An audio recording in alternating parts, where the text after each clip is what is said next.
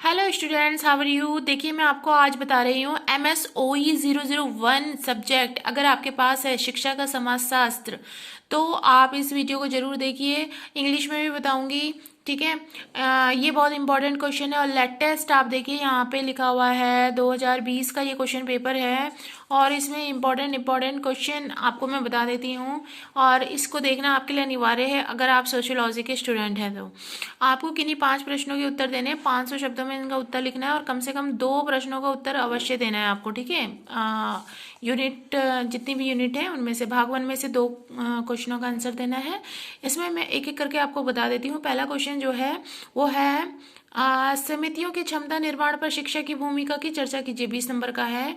दूसरा नंबर है आपका बर्नस्टैइन के योगदान की चर्चा कीजिए, जो कि सोशियोलॉजिस्ट थे। और शिक्षा के सिद्धांत और विशेष रूप से वाक पैटर्न और स्पीच पैटर्न्स को ध्यान में रखते हुए कीजिए, 20 नंबर का है। थर्ड क्वेश्चन है राष्ट्र के निर्माण में शिक्षा अपना योगदान कैसे देती है, भारत की ध्यान में रखकर चर्चा कीजिए, 20 नंबर का है। चौथा क्वेश्चन है कि आप इस बात से सहमत हैं कि शिक्षा सामाजिक परिवर्तन की राह को सुगम बनाती है, चर्चा कीजिए। अब मैं आपको नेक्स्ट क्वेश्चन बता देती हूँ, ठीक है। इसमें 2 भाग हैं।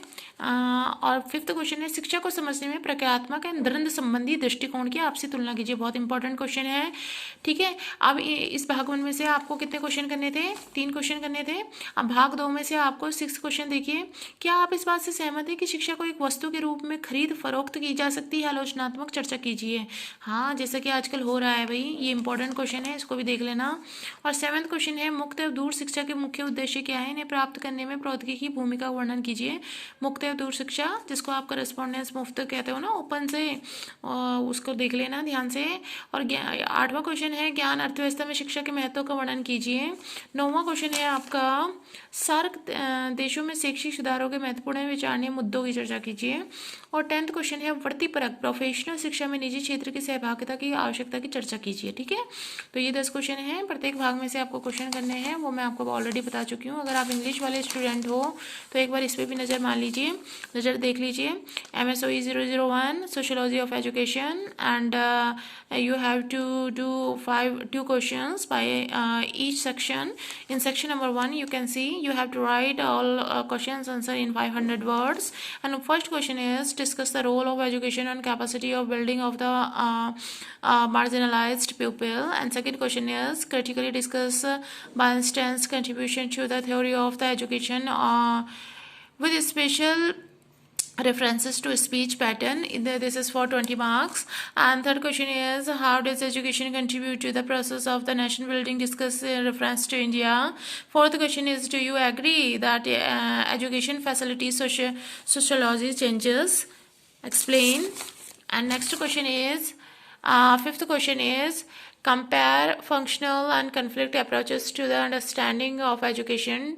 And in section 2, 6th question is do you agree that education can be sold and purchased as a commodity, critically discuss, I already told you. And 7th question is what are the main objective of open and distance learning, explain the role of the technology in achieving them.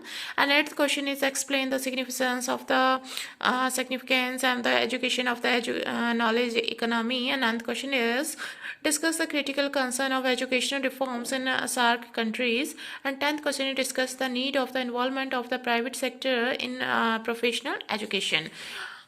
Students, you have to see these are all important questions and you can take them and then your examination. If you are a student of IGNOU, you can subscribe this channel. आपको subscribe करना पड़ेगा। इसी से related मैं बहुत important जो है notification आपको देती रहूँगी IGNOU से रिगार्डिंग। तो अगर आपने वीडियो एंड तक देखा हो तो प्लीज़ लाइक करें। Thank you so much.